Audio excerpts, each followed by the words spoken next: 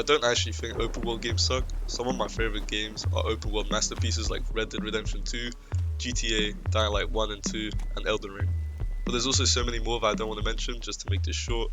But in recent years, the genre has been on a downward spiral, which I actually do not like, with big companies either creating actual garbage slop, like Ubisoft with Skull and Bones, the first quadruple A, or simply just creating a really ambitious project with really good marketing, which fails to hit on release, like Cyberpunk. I'm showing Cyberpunk as it's a great example of this trend. The game now is really good and some people defend it to their grave, but we cannot forget the absolute dumpster fire it was on release. And the root cause of this, in my opinion, is mainly the rich investors who are greedy and want their returns as soon as possible.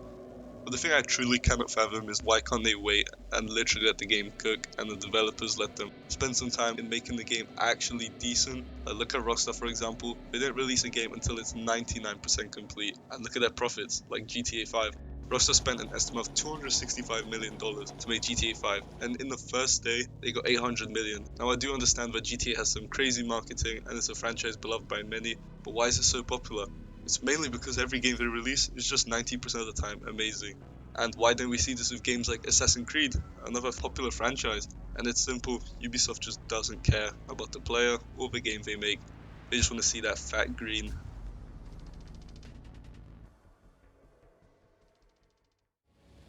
Now I want to talk about some of the strange design features of some open world games, which I just cannot understand how it was approved. The first example I want to talk about is Elden Ring. Have you ever tried doing a quest in Elden Ring?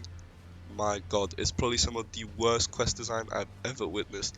Like for example Rani's questline, she tells you to go to Nokron.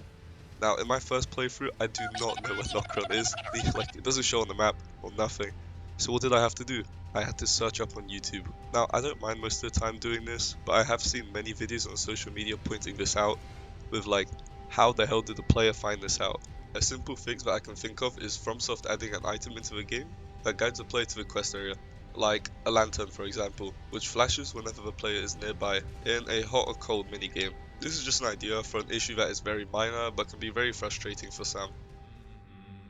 The next design problem I want to talk about is how some open world game stories are revolved around the sense of urgency. This topic was greatly described by Rasputin on YouTube. He's a great YouTuber, I recommend you watch his videos. He mentioned how in The Witcher 3, the main story revolves around Geralt, the main character, trying to find Ciri as fast as possible because she's in danger or something. But the thing that doesn't make sense is how I'm allowed to do multiple side quests before I find her. Now you see the problem in this, the main story and the side quests completely contradict each other, as you can do as many side quests as you want. This guy offers you a new sword, go do it. But apparently Ciri is still in danger. The game just doesn't realize that and doesn't progress the story how it wants it to. Like Ciri, I could leave her rotting for months on end and still do all the side quests, and the game will still leave it perfectly fine. Lastly, I want to talk about the restrictive mission structures in open world games. I took inspiration about this topic from a YouTuber Nakey Jakey, and his video on Rockstar's game design is outdated. He makes a lot of valid points on how restrictive the mission structure truly is in Red Dead 2, which once again contradicts the whole point of an open world game. To sum it up, most of Rockstar's main story missions are just hand-holding you through every step of the way. You have no free will in what you do and how you choose to play, which can be frustrating and immersion breaking to the player. Rockstar also fails to combine the linear mission structure with its open world, as you can't figure anything out without the game directly telling you where to look, or interact, or go to, which once again is just really annoying to play.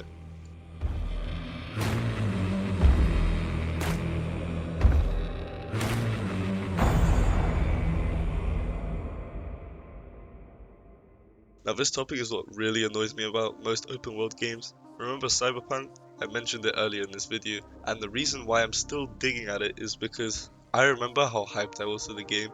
When was this, 2019? The trailer looked amazing, all the marketing, all the like supposed leaks of a huge open world of 500 hours worth of content, and even multiplayer. Like all of that sounded crazy, like people say this game would be the GTA killer. And then when it came out, it was rushed and infested with bugs. Like that game just wasn't it when it came out. This has also happened with another game that I really do like. I like the company, well, used to, and it's Dying Light 2. I don't know if you guys remember, but have you seen the E3 trailer for that game? That game looked so good and immersive compared to how the game now has been released. I missed the E3 version. I wonder where that version went and why we stuck with Dying Light 2 Stay Human. Now, I am aware that both companies were hit during COVID, and that stirred a huge problem within the studio, which is really disappointing to witness. But this has also happened with recent launches like Starfield. Does anyone even play that game? Ah, okay, no one does. But once again, Bethesda promised something new, and once the game released, people have already found holes within the game. But that's pretty much all I wanted to talk about for this essay, and here's hoped for GTA 6 to not be a piece of shit at launch.